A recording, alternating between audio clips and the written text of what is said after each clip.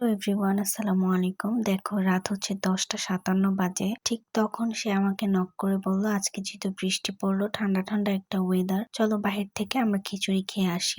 আজকে কিন্তু আমি আর সে একা যাইনি, তার দুইটা ফ্রেন্ডও ছিল সাথে। এবার সেই কাজ আমিও লক্ষ্মী মেয়ের মতো রেডি হয়ে চলে গেছি তার সাথে। এরপর যেয়ে দেখলাম বৃষ্টির কারণে হচ্ছে উপরের এই লাইট গুলা একদমই অফ ছিল, বাট এই লাইট গুলো জ্বললে অনেক বেশি সুন্দর লাগে। তোমরা ভিডিওটা কন্টিনিউয়াসলি দেখো, তাহলে পরবর্তীতে দেখতে পারবা যে কতটা সুন্দর লাগে। অপেক্ষা করছিলাম আর হচ্ছে মশা মারতেছিলাম, কারেন্ট না থাকার কারণে সব অন্ধকার লাগছিল, ভালোও লাগছিল না। এত পরিমাণে মশা ছিল, যেহেতু বাহিরে প্লেসটা ছিল তাই। বাহিরে হলেও এত পরিমাণে কাস্টমারের হচ্ছে ক্রাউড ছিল। যাই হোক, এর মাঝখানে আমাদের খাবার চলে আসলো, আর খাবারের সাথে সাথে হচ্ছে কারেন্টও চলে আসছে। আর উপরের লাইট গুলা সামনে থেকে না দেখলে এর সৌন্দর্য উপভোগ করতেই পারবা না, যতই মশা হোক আর যত কিছুই হোক। আবার আসতে এত লেট হয়েছে, মশার কামড় খাইছি, সবকিছুই যেন এক নিমেষে চলে গেছে, মানে কারেন্ট আসার পর।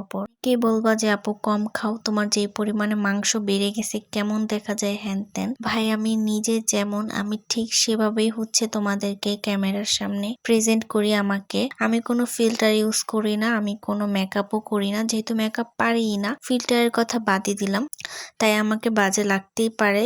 দোয়া করবা যাতে একটু শুকাইতে পারি বা শুকায় যাই। হোক, আমাদের তো আর আগে থেকে প্ল্যান ছিল না, যার কারণে আমি রাত্রের খাবার খেয়ে ফেলছিলাম অলরেডি। সেখানে যে আমার খেতে খুবই কষ্ট হয়েছিল, তবে খাবার মোটামুটি এভারেজ ভালো। বাসায় খিচুড়ি রান্না করলে ঠিক যেরকম টেস্ট, ওইখানেও একদম ঘরোয়া টেস্টই ছিল। বাট একদমই মাংস কম দিছে, মাত্র 2 পিস মাংস দিছে, তাও এত ছোট ছোট। এর মাঝখানে 150 টাকা প্রাইস রেখে দিছে। আর কি বলবো, বাট খিচুড়ির তুলনামূলক অনেক বেশি ছিল, আমি খেতেই পারি নাই। অল্প একটু খেয়েই বাস আমার খাবারটা ওয়েস্ট করা লাগছে। আগে জানলে হচ্ছে রাতের খাবারটা খেয়ে ফেলতাম না।